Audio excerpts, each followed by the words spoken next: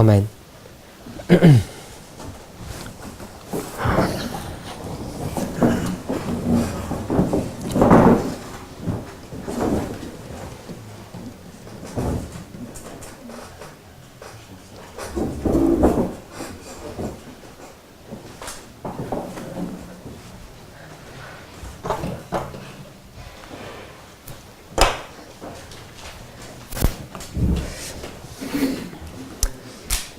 We'll go to GC 608 paragraph 2.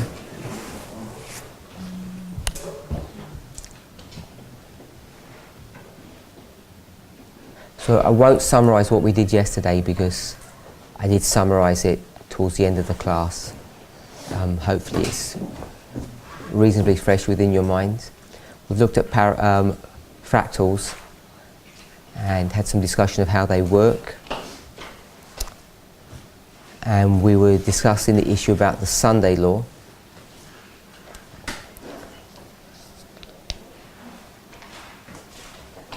And this is the quote that Sister Effie gave to us.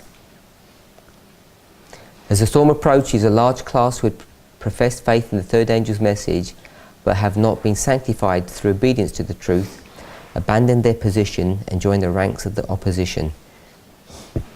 By uniting with the world and partaking of its spirit, they have come to view matters in nearly the same light, and when the test is brought, they are prepared to choose the easy, popular side. Can we get that, Sister Effie? You got it in front of you? Can you go with someone else, because I want to ask you questions on it?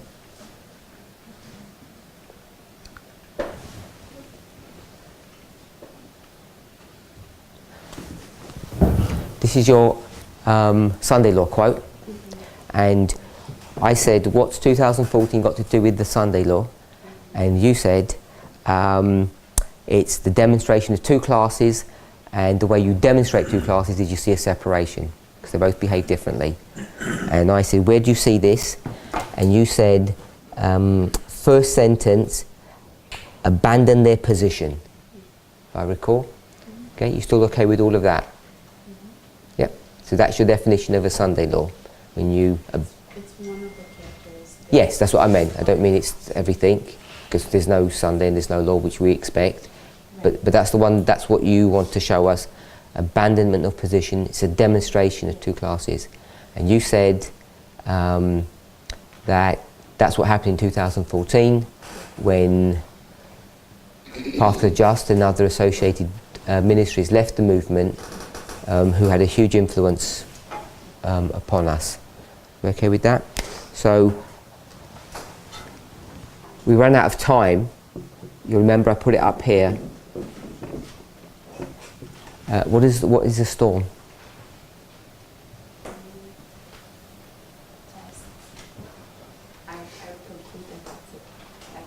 So let me ask you another question. It says test. What's the test? Okay, you want to say the storm is the test? Yes. Okay, so you want to say the storm is the test. And what's that? The test is the Sunday law. The test is the national Sunday law. I'll just put Sunday law. I think we all know what you're referring to. Okay. Sunday law, and this is the Sunday law as well. Yes. That's how you read that?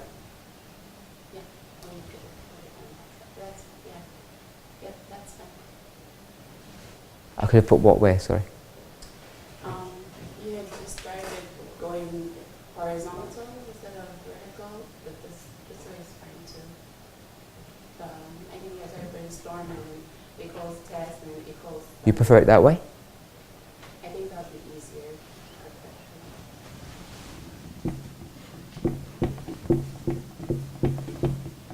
Like that?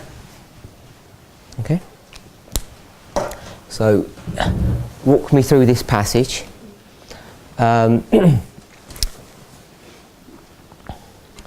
So, we're in the first sentence.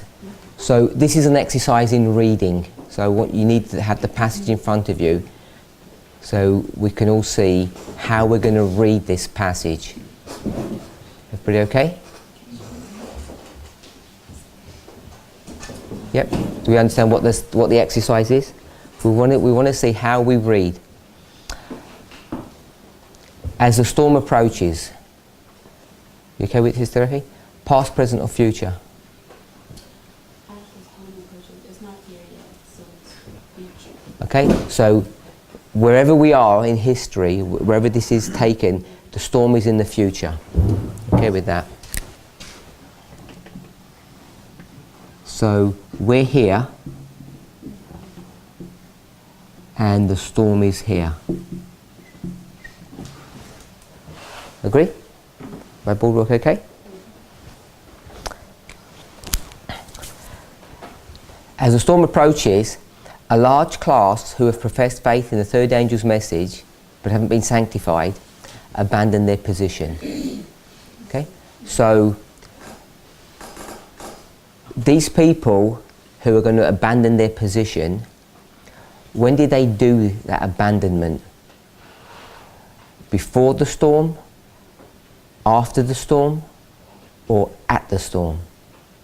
Is when I read before the storm. Before the storm. As it approaches. So I'm going to put separation. Is that spelled correctly? Yeah? So the separation is before the storm. Okay? What's your definition of Sunday law? I said it's the storm, but No, what was your definition of Sunday law? the text. What was your definition of Sunday law? I said your definition, you said it's one of the characteristics, because you don't do. So what was one of your characteristics for the Sunday law? That they abandoned the position. No? How did you express it? Demonstration, Yes. 2 classes. And I'm saying, what's the demonstration of the 2 classes? You said abandonment of the position. Yes. Okay, you still hold to that? I do. Okay, so abandonment means separation. So where's Sunday law on here? It's still I would say it's the period before or after, because there's a point, the Sunday law comes, it can be a point in time as well as a period. Tell me when the point So, begins of the abandonment. Does the abandonment begin before the Sunday law begins, or at the point where it begins? it happens before, So we begin to abandon our position before the Sunday law? according to this, yes. So your definition of Sunday law is no longer abandonment.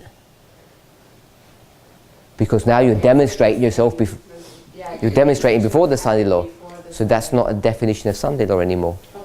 So which way do you want to go? Throw the text, throw the quote away? I'll go with the passage. So if you're going with the passage, Yeah. is this passage defending your position that the Sunday law equals abandonment? No, it's not. It's not. So how do you know 2014 is the Sunday law then?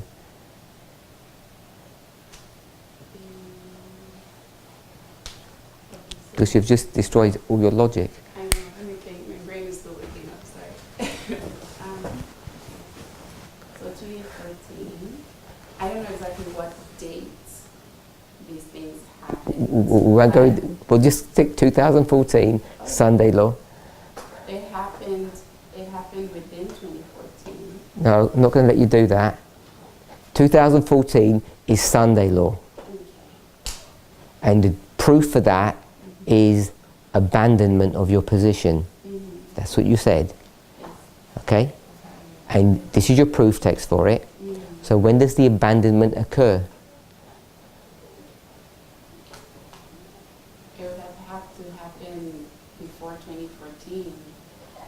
If? If, according to the passage, the separation happens before the storm. So if I'm saying the storm is 2014, which I said yesterday, then the separation would have happened before 2014. Okay, so you don't even have a proof text now. You have I no, don't, yeah. you don't have any logic to tell me Sunday law is 2014. Right, but I have another one. I have another proof. Okay, so I just want to make sure that your statement that demonstration of two classes is not Sunday law anymore. Yes, I understand that now, yes. I do. As I read this closer, took a closer look, and you put it on the line, I see that it's not, like this quote doesn't apply to Okay, that. so tell me how you can prove 2014 is a Sunday law, because now you can't do it with demonstration. Okay, so I was thinking in 1888, when A.T. Jones went to the Congress to, I think they had written it out, and they were trying to enforce it into a law, but he went and he appealed, and they couldn't, no they couldn't, it didn't work out. It ended up being not passed. And 126 years after that brings it to 2014. And 126 is a symbol of the 2520. So now you're going to say they wanted to put a Sunday law in 2014, but someone stopped them. No, I'm going to say that we see some characteristics, not characteristics, I'm very confused. Can you give me a minute to think this through? I'm really just waking up, sorry. Okay, so you want to think through your new logic, or you want to think through what you said on the board? I'm going to think through everything. Okay? Just need some time. Sister Daniela? Good to see you. Tell us what you're showing us. I tell you what? Tell us what you're going to show us. Oh yes, about 2014. What about it? I'm gonna just share why 2014 is Sunday law. Okay, it's the same thing. Yes, around that. Good. Something around that. So anyway, Okay, before you do that, you like GC 608? Or is that no longer a proof?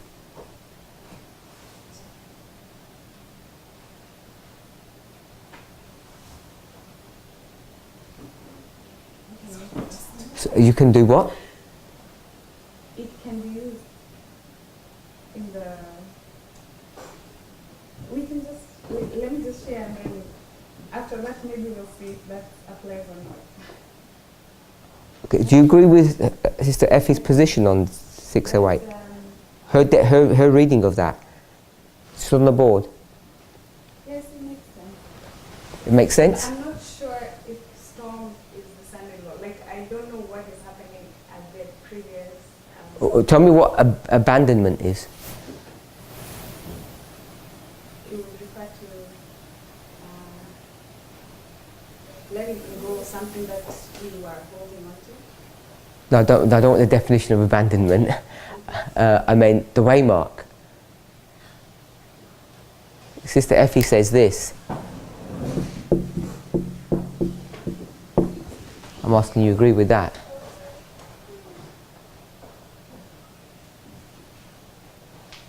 Okay, don't worry if you're not sure. Tell us your logic.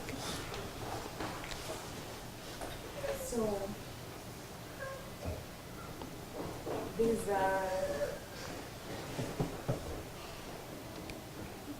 So we can see characteristics of the Sunday law in 2015. That's what I was gonna share. In that we see there's an outpouring of the latter rain in 2014. That is in relation to Ezra 7:9, like about Paniam and Raphia. Like there was an increase in knowledge. That's 2 years later. I'm sorry? Panium and Raphia are 2 years later. I didn't say that. Raphia and Panium are 2 years later. 2 years later, okay, fine, put that aside. Let's just say 7:9, not 7:9. So Ezra 7:9, 7:9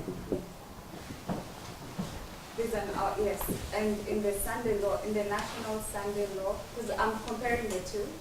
So during the National Sunday law, there will be an outpouring of a latter rain. I may not have put it very well, but there's the element of latter rain in Sunday law. Okay, so why is one Bible verse latter rain? Why is that? One Bible verse, There was an increase. Okay, so why is that latter rain? because latter rain is a message, and so there was the message that light was revealed in that year about Ezra 7:9. What makes that so special? We had light on another verse in 2013 and light on another verse in 2015 Okay. and 2012. Ezra 7:9 opened up. No help.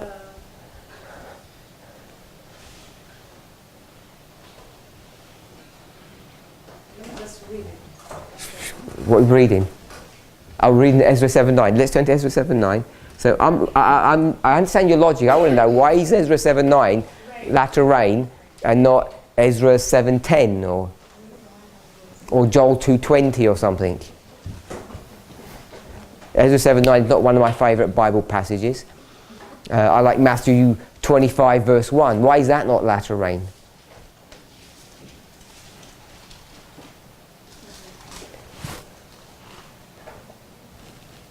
Do you understand my question? Yes, I understand your question. It was. You can't expect us to believe that that's the latter rain just because it's your favourite text.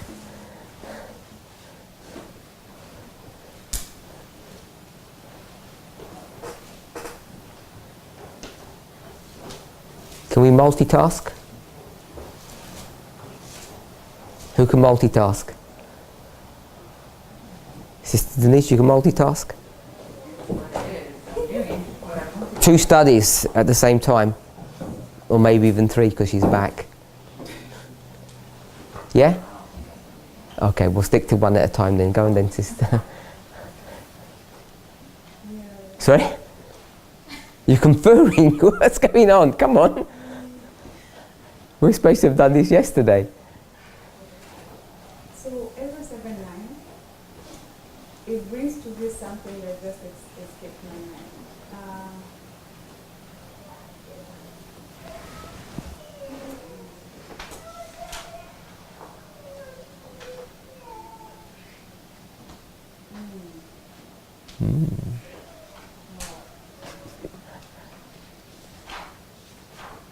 Do you need some time? Who's going to help? Sister Wendy, help.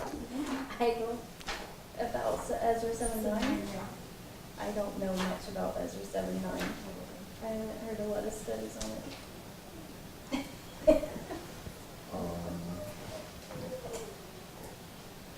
Nope, that's it. Nope. Sister Ruth.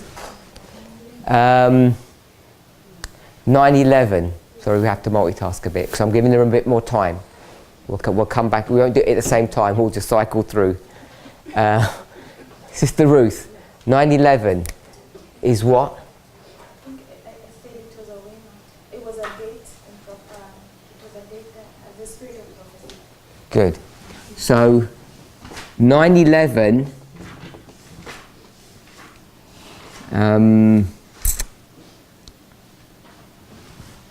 Let me see how I want to put this.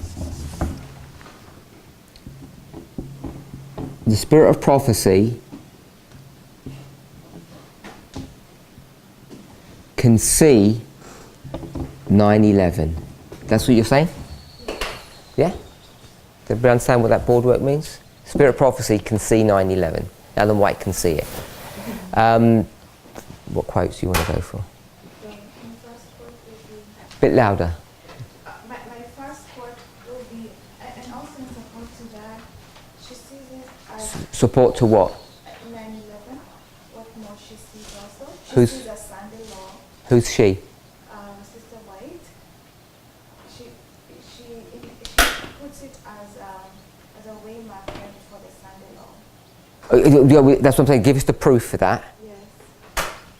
Give us the proof first, then you can give us the interpretation of why that, what you're reading. First give us the words. Okay, so should I give you first what she says about the building? No, you first give us the reference. The reference of it? So that will be testimonies to the churches. 9T, 90, page 12. 12.1. Yes. And also 19, 13.1.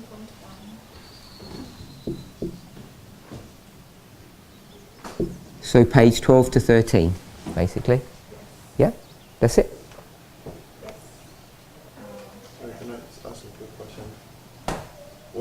How do we read that again? Read what? SOP shed light on 9/11? No, or- SOP can see 9/11. Ellen White can see 9/11, and this is the verse or the passage that shows us she can see it. I'm trying to figure out what we mean by she can see it. That's what- Okay, if you go to Great Controversy, 603, chapter 38, she can see when the angel of Revelation 18 comes down. The next chapter, chapter 39, she can see that there's going to be Jacob's time of trouble when Michael stands up. She speaks about it, she highlights it, she pinpoints it. Oh, I see what you're saying. She can see it. She talks about it. Okay, fair enough. Another reference? Another reference is Review Herald, July 5th, 1906, paragraph 14. 14? Yes. That's it? Okay. Sister Refi? Not this. Back to your question. Okay, back to my question. Okay, so thinking about it, the Greek controversy, chapter 38, she's describing the. We're in 608 or another passage? It's still 608. Okay. So I just went back to the first paragraph to see the title of that chapter, and it's the final warning. It's chapter 38. So she's describing events surrounding the final warning, and in describing the events, specifically the paragraph leading to that. The previous paragraph, so that would be 608.1.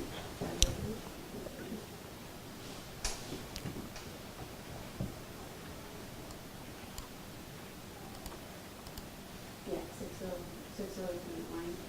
And even before, so she's describing the circumstances leading up to the abandonment, which we find in 608.2. So I would say that the storm is the circumstances leading up to the abandonment, which is the Sunday law, like the characteristic of the Sunday law. The storm is before the Sunday law?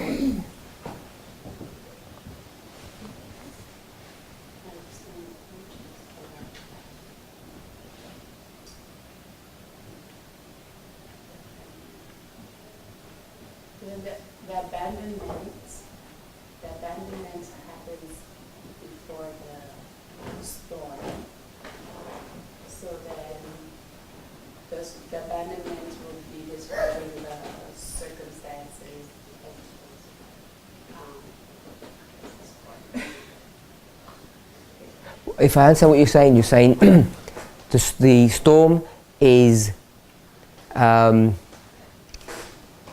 series of circumstances that cause agitation, and as this issue swells, then there's an abandonment. the storm, the storm in the natural, the storm is not just storm and it's No, but it's storm, and then it carries on. yeah, there's a beginning point.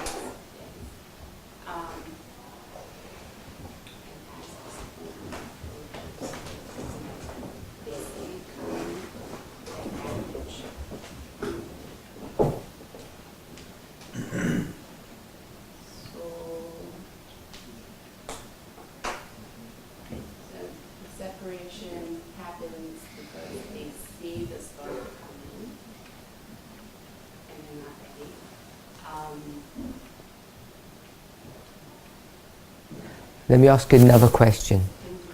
Look at the quote. Second sentence. By uniting with the world and partaking of its spirit, they have come to view matters in the same way as the world. Is that okay? Yeah? And when the test is brought, so when have they become worldly? Before the test. Before the test. When the test comes, what will they do? They choose the easy popular. What is the easy popular side? What does that mean? They're going to choose the popular side, the easy side. They're going to move from where they were and go to another side. And what do you call that? Abandon, right? So they abandon when? When the test, At the test? when the test is brought, At the they test? are prepared to choose the easy side. That's what I'm reading. So Like after we enlarge it a bit, it looks like it's now giving us more detail. abandonment equals test? When the test is brought, they are prepared to choose the easy popular side. When it comes and they choose the easy popular side. So yeah. So separation is? Prepared before. Separation is? Separation is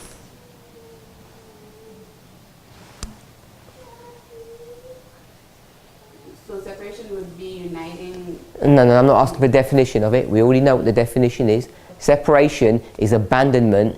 If you're abandoning your position, where are you going? You're going to the other side. Which is the popular side. Okay, so what waymark is that? According to the passage. At the test. So separation is test. Yes. Are you okay with that? Yes. The lazy fucker. Sorry? Yes, I'm okay. Okay, so separation happens before what? The storm. So are we okay that the storm's here? Yes. So if the storm's here, have a look on the board. Sorry. Where's the test?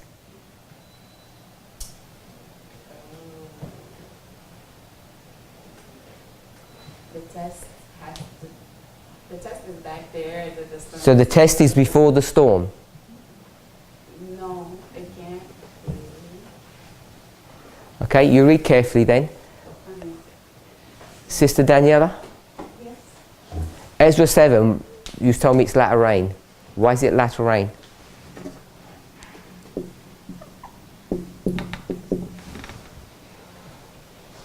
The element of midnight cry was brought up. The element, we were talking about midnight cry for a long time before that. Midnight sleep.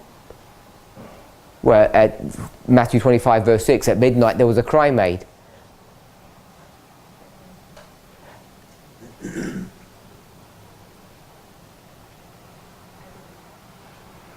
Not sure? Okay. Do you need more time? Sister Effie? Okay, Sister Denise, GC 608 paragraph 2, how do you read that? You're listening to all of this. She wanted to do it this way. Storm equals test equals Sunday law. You understand why she says Sunday law? Because she says at the Sunday law there's a separation of two classes. You can demonstrate them. You can see who's who. I had done it this way. Storm equals Sunday law. Test. That's what she said. I'm just writing what she says. But she wanted to write it this way because she said they're all synonymous. So I went to the first part of the passage. And how do you read that? What do you mean? Tell me what it's saying. You read the first part of the paragraph. I want to put it on the board. Read it literally? What it says? I'm not sure what that means. I think it says. I don't know what you're asking. Do you tell me what the difference is? How can you do anything but what you think?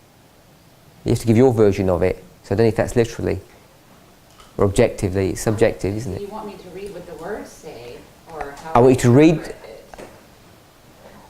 it? Well, I could read them for you. I want you to tell me what they mean if that's what you mean by interpret. On the board is what Sister Effie thinks it means, but you can see there's a problem because she doesn't know where to put the test.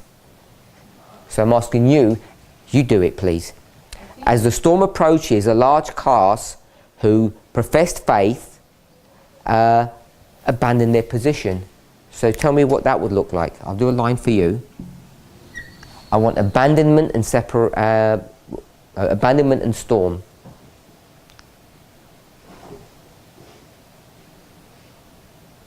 Storm is at the end. Storm is here. Abandonment. See, that one I'm not going to work. I think in their hearts they had left before the test, but when the test came, what was in their hearts was revealed, and that's when they We'll do the test in a minute. Just tell me the abandonment. Where's the abandonment in relationship to the storm? spiritually before the storm. It didn't say spiritually anywhere here. No, but that's how it's working in my mind. We've got to go with the words. I don't know if that's literal or your what you meant by I that. think they left before because that's how I'm thinking about it. Is that what it says? No, it says they left at the storm. It says they left at the storm? It says as the storm approaches. Is it here yet? No. It's not here. What did they do? Huh. So they leave before the storm. They abandon their position. You okay with that? So I'm going to put abandonment here. I'm just making sure that's what it says in that first sentence. They abandoned before the storm. Yeah? Okay, now let's guess. Okay, let's have, now we don't know. So I'm asking you to guess, why did they abandon? Because they didn't believe because they were Have another guess. I want you to guess what I'm guessing. They haven't been sanctified. No. Why would, you're in this house and you can see across the way a storm is coming, a tornado. What are you going to do? Okay, why are you abandoning your position? Because I'm afraid Of? the storm, Because you can see, that it's coming. you can see the storm coming, so you abandon your position. That's a guess that we're making. She doesn't say that, but we have to ask ourselves the question, is this a cause and effect relationship? You see a storm coming, so you abandon your position. Because what's that storm going to do to you? It's going to destroy me. It's going to wipe you out, she says. It's going to destroy you, so you're going to move out of the way. Agree with that? Okay, so let's guess a little bit more. You're here, and the storm is headed your way. Where are you? Okay, so it says, a large class who have professed faith in the third angel's message. Where are you? And the third angel You're in the third angel's message. And where's the storm headed? to me. To the third angel.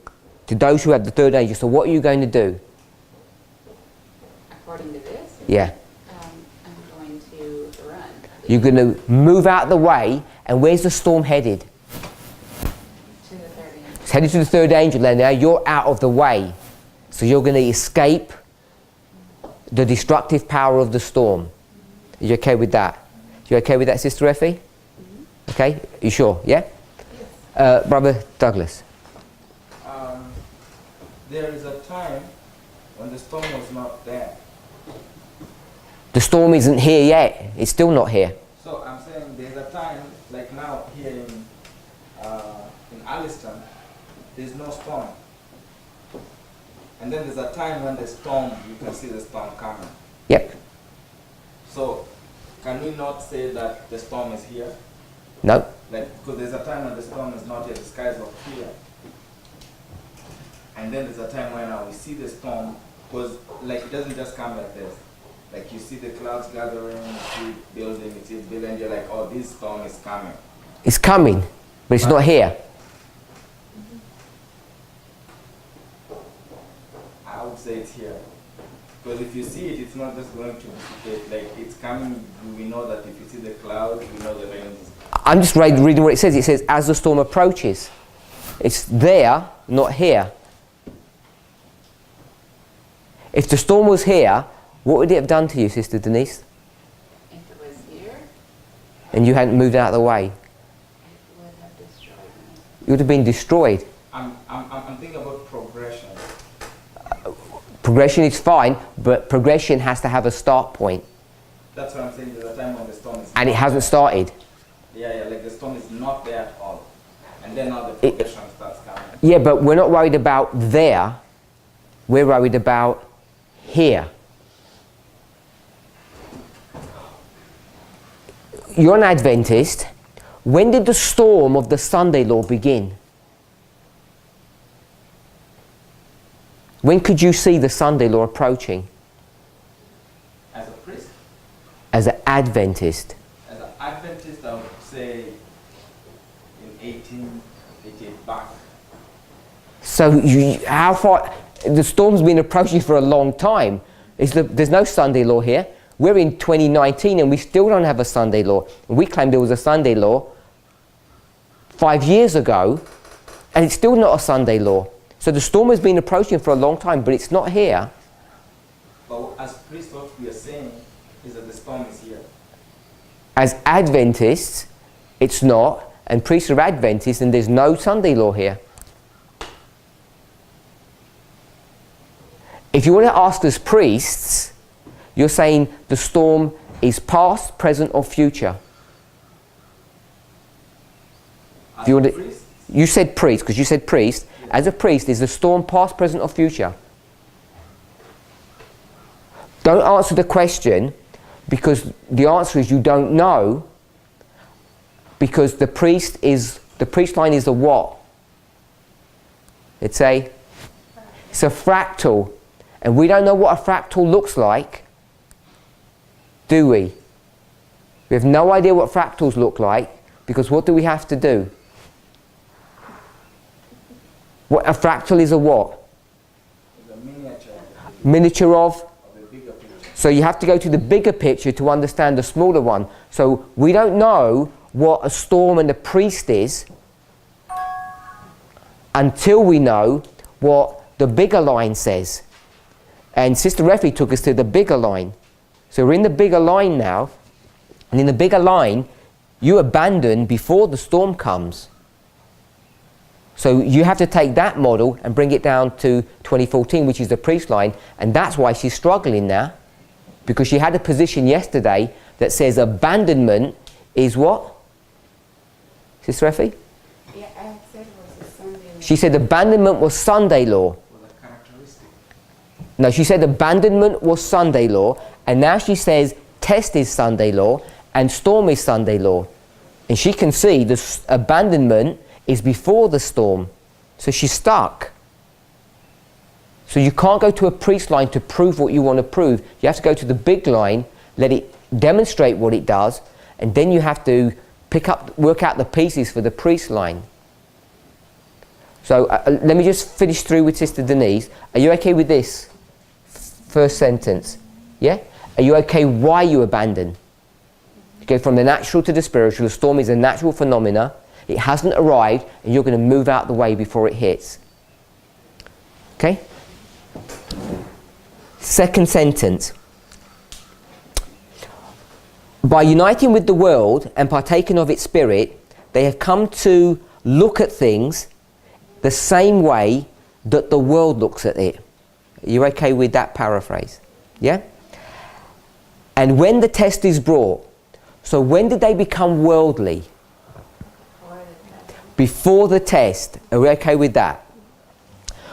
So leave the worldliness apart. When the test comes, what are they going to do? What are they now ready to do right now when the test comes?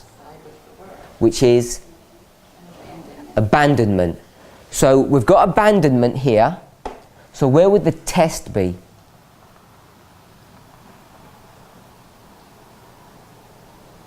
The test comes and they say, when the test comes, we're going to move.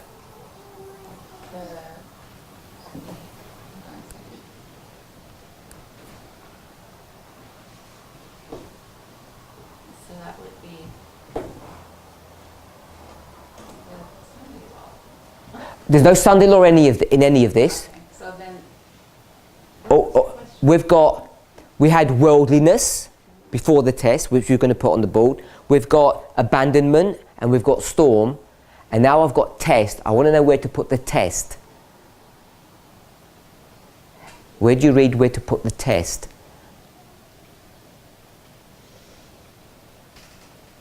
What we must not do as we approach a passage like this is try to define what the test is and say it's a Sunday law, and try to bring all of our knowledge to bear upon this thing.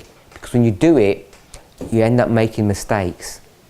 So I just want to read the passage as is. when the storm comes, they were being tested before. And they had just made their decision at the test, at the exam, The test, they make a decision to do what? to stay or leave. To abandon. Where do you mark abandonment here? It's right there. The storm. So, no, the abandonment is before the storm. You agree? 4 hours left before. You agreed. We can go back to the first sentence. You already agree with that. So, where is the test? Where is the test? Is it a separate waymark, or is it linked to one of these waymarks that we've already got? It's linked to the storm, to the, Abandonment. yeah. So I'll put test here then. Before the test, what have they become? Worldly. So there's worldliness, abandonment at the test before the storm comes. Is that how you read? But I don't think everybody can see that until the last one. Everyone in this room or everyone in the passage? Everyone in general. I'm thinking like from that really, I'm thinking of examples in my head. I'm not thinking about everyone, I'm just thinking about the large class. I'm only thinking about the people that's in this passage, not people who are not in the passage. You said not everyone can see everything. I said perhaps they can't, but I'm only talking about the people that's referred to. It talks about a large class of people. Before, they were worldly. Then, when the test comes, they abandon their position, and the abandonment was before the storm. Just to make sure you're happy with that. Sister Wendy, are you happy with that? Brother Douglas, are you happy with that? Yeah. Sure? Brother David? Yeah. Yeah? We want to make sure that what we read is what's on the board. Because I've only tried to do what Sister Denise showed us. Yep. Brother, Sister Wendy? I'm thinking I would like to have a test before The test before the abandonment?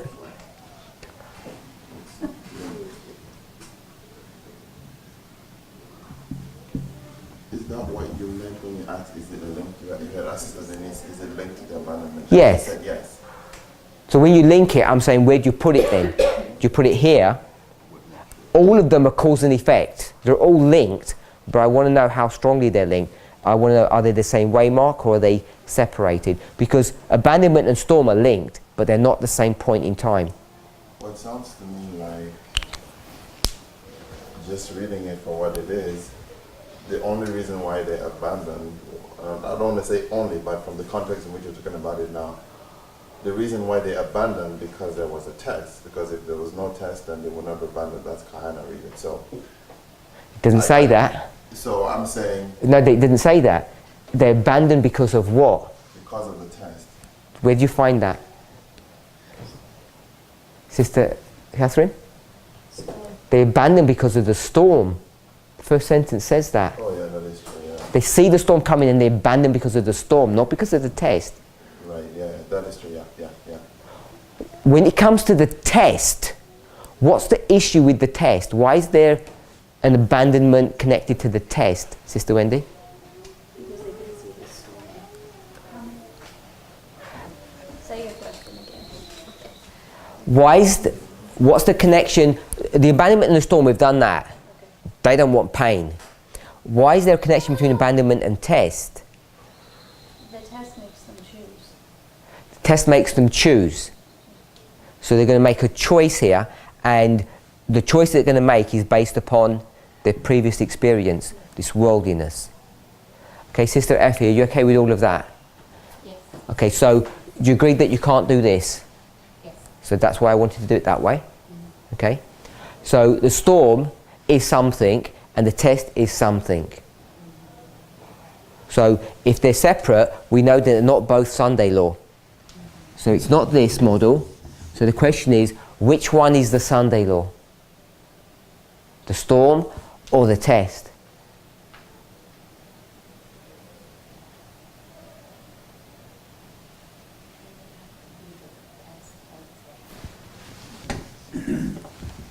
Storm is then what? The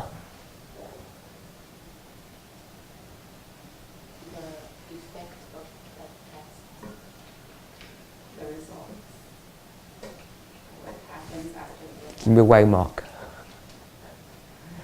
Jacob's time, Okay, so you want to put COP. grade, everything that comes after. Brother James. I just have a question. You were saying earlier that we don't want to bring our ideas into the passage, so why wouldn't we try to figure out in the passage which part is the test or the storm before we start putting a label on it? Yes, we would. That's not what you're doing. No, because I've got 25 minutes and we're jumping at a pace. If we were doing this properly, we'd have to put a couple of more hours into this to really, maybe not a couple of hours, but at least another class, just to really do that, to make sure that we're reading it really carefully. Okay? When a surface, superficial reading, people assume that the storm is the Sunday law. We did half an hour thereabouts. You can see quite readily that the storm and the test are separate. You could see that, and as soon as that happened, because you had a preconceived idea, you came to a dead stop and you said, okay, I just back away now, I don't know what to do. And then when you did that, it starts impacting the line of the priests. You start getting problems now because it doesn't connect with your version of the priests. Okay, so now if you're happy to disengage them, because that's what the passage is saying, disengage them, now does all your model work? Your original premise, does it all work, what you said? Sunday law is demonstration of two classes separating. Does it all work now? So it all works now. So what was the hindrance? The methodology. Like how Yeah, all that, but what was the blockage? assuming that the storm. It was the storm. The storm was the issue. We assumed what the storm was. Right. And as soon as you assume what the storm is, you're going to go down that road, and William Miller, he's going to assume what? The earth is a sanctuary, and no one, because he's not in a class, is saying, the quotes don't work that way. Can we see that? Without someone checking, or without you checking yourself, it's easy to fall down this ditch, because it's of course the storm would be the Sunday law. It's going to be terrible. What else could it be? Yeah, it makes complete sense to make a storm the Sunday law, and there's a test in there. We know the only test we've got, the great test, is the Sunday law. So you connect them together, and it's all easy. And a surface reading, you can sort of just fudge your way through that. It all looks good until closer examination. So, from what we just did, what I'm taking from it is when we're reading a passage, it's good to put it on a line and see the progression, place keywords or whatever, depending on what you're studying, place them where they need to be so you can see the relationship they have. And then you'll be able to make a point or a conclusion, you come to a conclusion. If the progression agrees and the definitions and everything comes together, then you won't be wrong. That's what I'm getting. Yep. From. Okay. And it's extremely hard to do. Yeah. If it's by yourself, you're not a good reader, you have preconceived ideas, everything's stacked against you. You know, you're funneled into making mistakes. It's really easy to do that. And it's really hard to have the self-discipline to put your preconceived ideas to one side, to read carefully, and to analyse what's going on.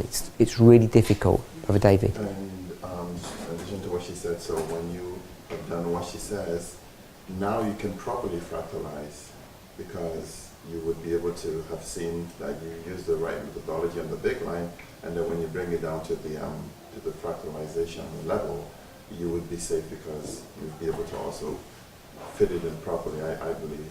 Yes. Yeah. When you get Also when you get everything put together and there's no mistakes, you know that your answer has integrity to it. I want to just remind us, as Brother James said, we went through all of this and we just did a huge leap, because I've just put Sunday laws and closed probations in there, and there's no real evidence for that in this passage. We'd have to do quite a bit more digging. But it was an exercise. It was an exercise to show how important it is to read carefully. If you don't read carefully, you end up destroying 2014.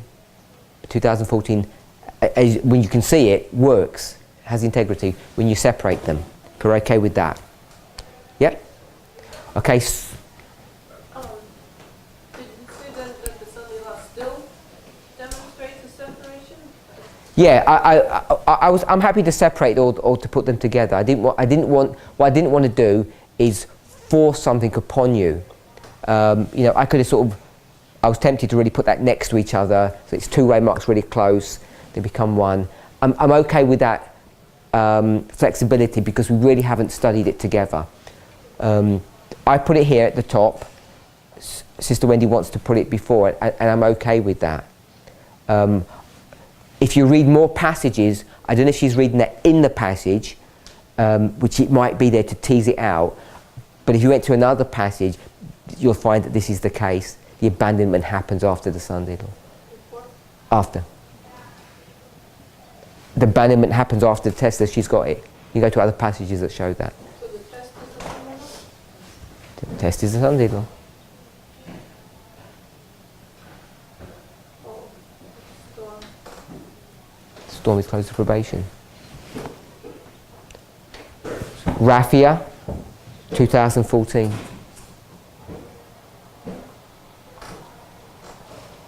You've not seen something? There's a problem? Okay. I was reading as the storm with the Sunday law. I was thinking, I was looking at the S's, Sunday law or something. Storm, Yeah. not Sunday law.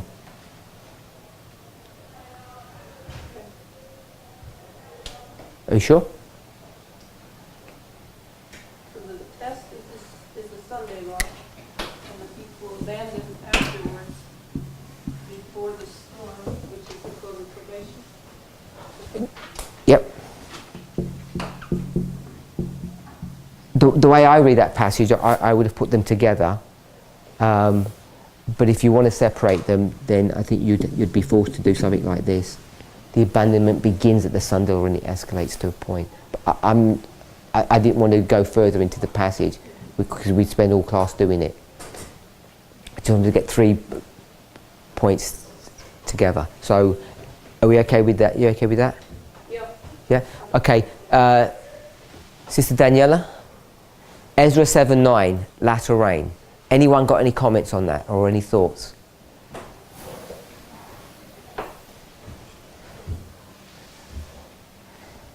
No? Okay, so if we go back to the Millerite history,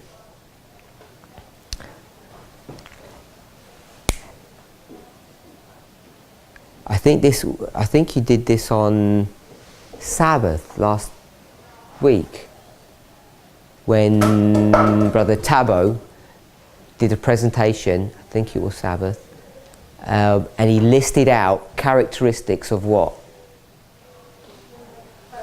Of the midnight cry. I think he did the Millerite one and our one, if I recall. Okay, so that to me is the answer to this question.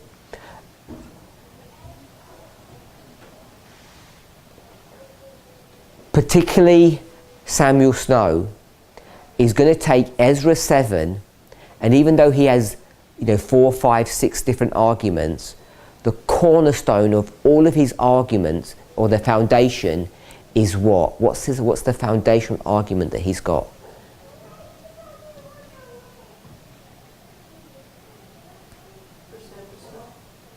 Samuel Snow's, what's his message? What's his message? That on October 22nd, On the 10th day of the 7th month, what's going to happen? Jesus is going to come. The sanctuary is going to be restored. The sanctuary is the earth, so Jesus is going to come. And one of the primary verses that he's going to use is what? Ezra 7:9. So he's going to use Ezra 7:9 as the bedrock upon which everything else is going to be built. And why is he going to do that? Because he's going to see the first day of the first month. First of the first month, April the 19th is where he's going to begin. Now, they do not have awareness, they do not have a self-consciousness about August. So just so that we know that. So he's going to skip over the first day of the 5th month. He's going to skip over that. He's going to say the first of the 5th month they get to Jerusalem, and he's going to fudge the next bit through, and he's going to say they spend a little bit of time in preparation, and then they're going to restore temple services to their proper place. And he's going to say that is the 10th day of the 7th month, which is not in the verse. So you've got first day, 5th month. We'll put that in parentheses because he's going to skip that. And then he's going to go to the 10th day of the 7th month. And this one would put it in a different colour because it's not even in the verse. It's inferred. And the inference of this day in that verse, he's going to prove through other lines of evidence. Yeah? He's going to prove it through other lines of evidence. We'll say Daniel 9. He's going to use Daniel 9 to bear upon this, but this is his foundational verse. And Samuel Snow's message is what?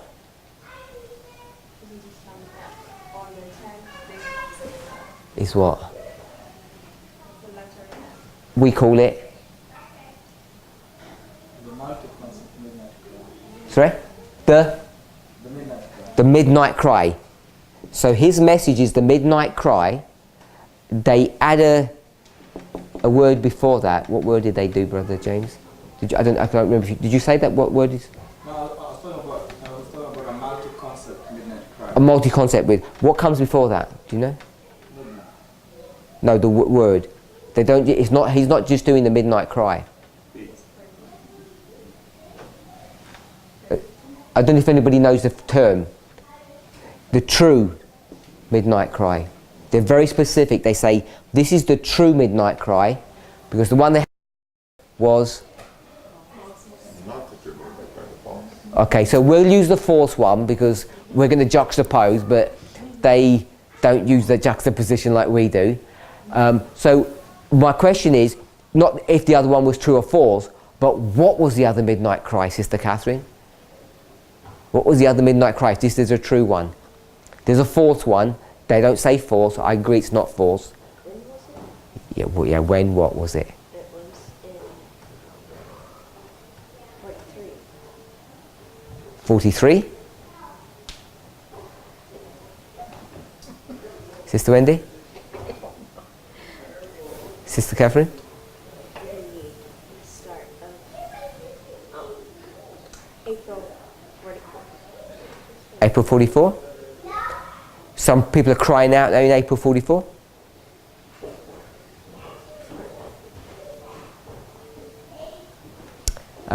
Sister Daniela? I would say it's the time Mulan started saying, preaching. He started preaching. When Miller starts preaching, hopefully it's on this board. What are everybody saying when Miller starts preaching?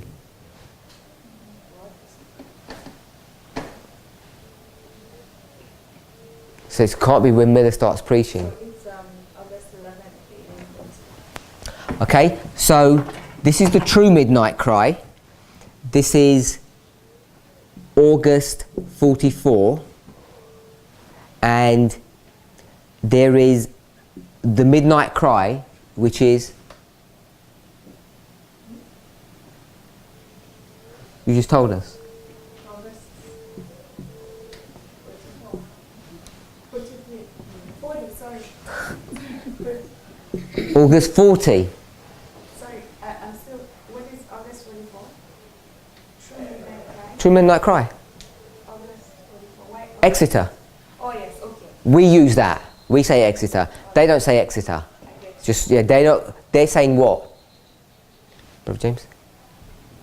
When's their true midnight cry? It's not August. When is their true midnight cry? In their analysis of their... When did they say it is? They're crying about 10th day of the 7th month. Oh, they said July 21st. July. I've put August. They say July. Are you okay with that? You put August, they say July. We say August. They say July. July was Concord? What was July? July is Boston. Okay. The first, okay, yes. Alright. Yeah? Yes. Because if you go back to Bates, when you say Boston, he says the midnight, I paraphrase, he says the midnight cry carried on at Boston. Yeah? Which means it must have already been there. So it's July that they're gonna say this is the midnight cry. They don't even really know about August. They don't have a self-awareness. What is August? What date? What date is August? Date? What date is August?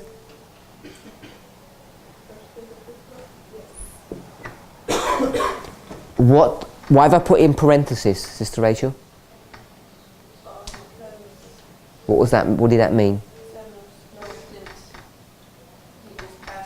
Samuel Snow ignores the first day of the 5th month, and they ignore August, and July is not in the passage. Yeah? And they're not clever like us, because where is July found, Sister Effie? Which Bible verse? That's August. August is the first day of the 5th month. Where is July found? You might not know. I'm just testing if you know. Bible verse. Anybody know the Bible verse? What day it is, I don't know. What day is the day? If August is the first of the 5th month, what's July, the 4th month? 4th month. Yeah. Which Bible verse? I'll just put it here randomly. Ezekiel.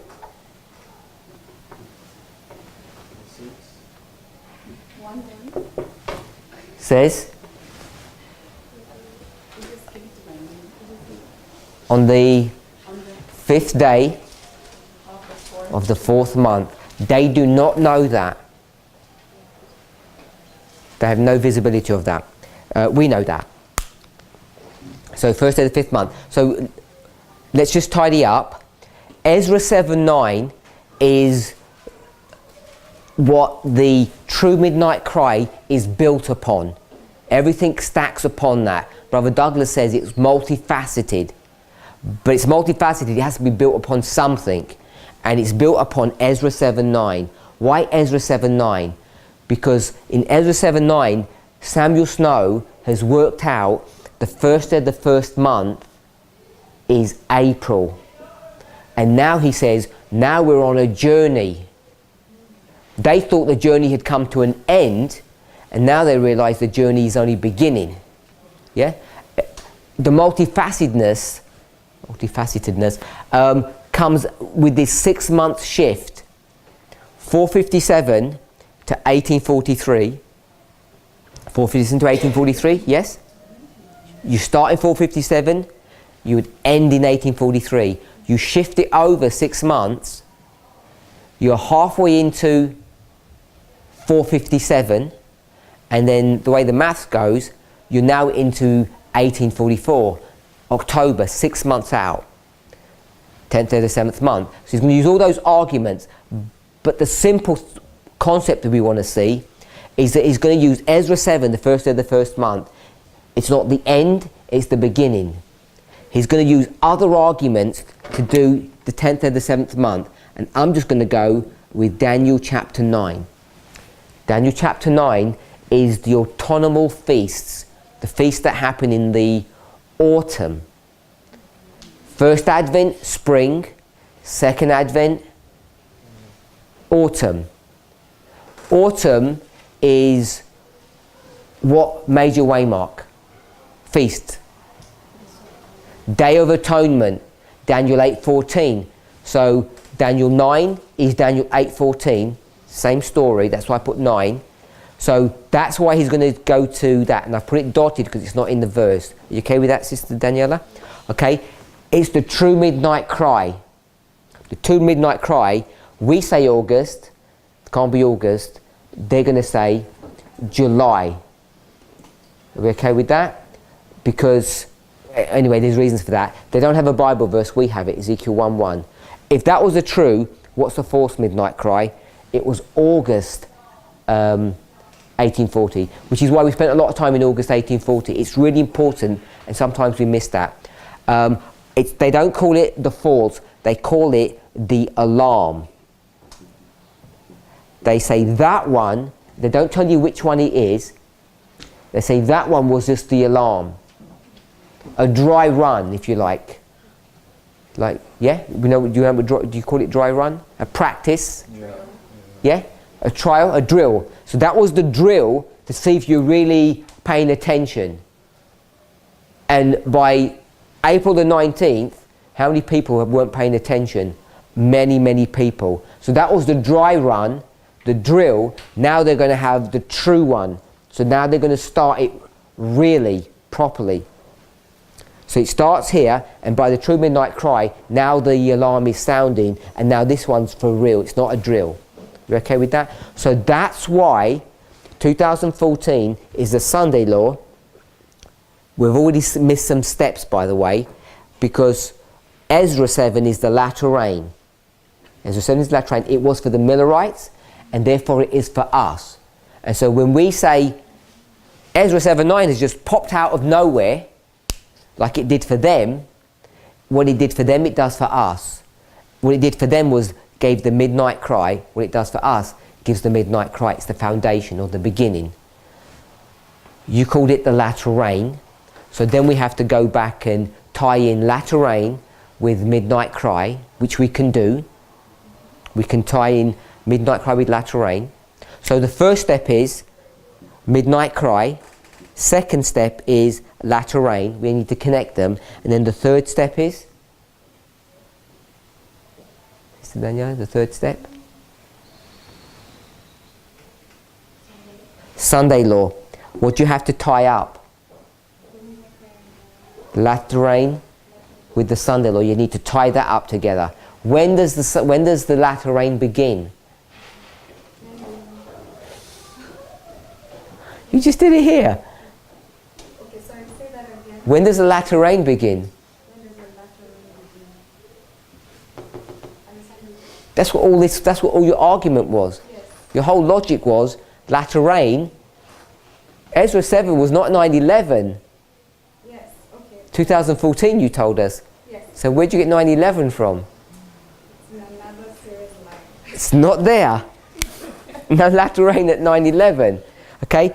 The midnight cry connected to the latter rain. The latter rain, you connect to the Sunday law. You need spirit prophecy or Bible quotes to do all of this. It's a big study to demonstrate that. All of this must be taken at the big line before you bring it down at a fractal level. You have to be able to prove that the Sunday law is the latter rain. You need quotes to do that. Then you have to prove that the latter rain and the midnight cry are synonymous or are together. You need quotes to prove that. Then you need quotes to prove that the midnight cry, maybe I'd put it, I think I'd probably put it at the bottom, that the midnight cry equals what? Sorry, someone said? The loud cry. You have to be able to demonstrate that. Because we don't have a midnight cry in our history. Do we? We have a loud cry. So you have to be able to demonstrate that. You need quotes to do that. You need a lot of quotes to undergird that simple statement of Ezra 7. But the logic was correct. You went to the correct place. It is Ezra 7. And the reason, the connection is that you're saying Ezra 7 is the latter rain. I'm saying, where'd you get that from? And then you stumbled because you only know but you forgot, under the pressure that I'm bringing upon you, that Ezra 7 is Samuel Snow. And Samuel Snow is going to use this as the foundation for all of his proofs. First day of the first month goes to the 10th of the 7th month. He has to use multiple pieces of logic, but that is the foundation of it. So it's the true midnight cry. The true midnight cry is connected with the latter rain. The latter rain is the Sunday law, and the midnight cry is the loud cry. Are we okay with that? Are we okay with the storm? Yeah, Ezekiel 1:1. I was just trying to figure out how that is there. That's just all the math. To figure out how it's what? I read in the Bible says that it's the... Fifth of the fourth month. That's what I... Yeah, not the first of the fifth month. Okay, and you had said that that's July. I understand that the fourth month is July because the fifth month is August, right? Yeah.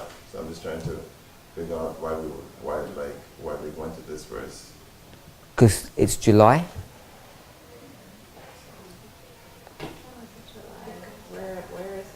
Oh, we have to do. I'm not doing. We can't do the maths of all of that. Well, how do you get August is the first of the fifth month?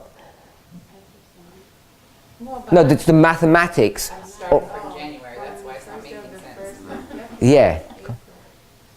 Are you okay that August is the fifth month? Yes. So if August is the fifth month, July is the fourth month. I get that. Okay. I'm just wondering why we went to this particular verse is what I'm asking. Because I said we teach that the midnight cry was in August. This movement teaches that. What did the Millerites teach?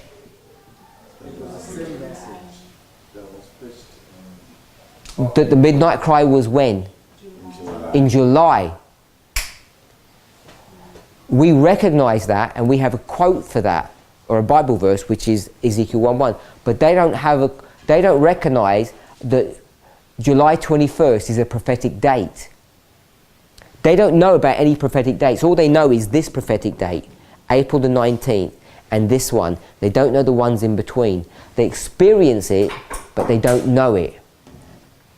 We've had to go back in and dig that information out. They experienced July and August, but they didn't know they were a fulfillment of Bible verses. That's the only reason I went to Ezekiel. To show that they were a fulfillment of Bible verses, and we know that, and they didn't.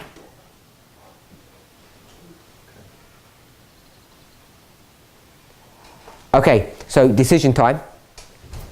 Not everybody was here. It's preparation day, so we don't have a full day of class. Last week you only had 2 classes.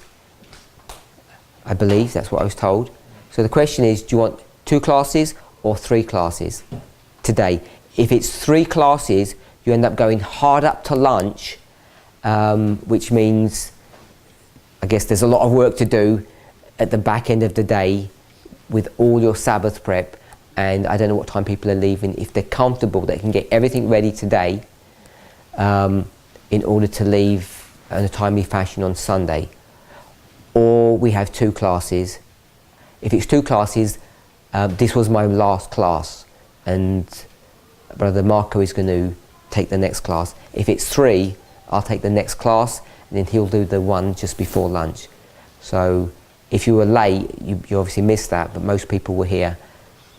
So I don't know what you want to do, vote, or if you don't have to do it right this week. You can study it in a couple of minutes, but I want to know sort of before breakfast. So you've got 30 minutes still to talk about it. If you have a strong opinion one way or the other, Brother Douglas. Okay, that's good. In fact, let's pray, and then you should have done that.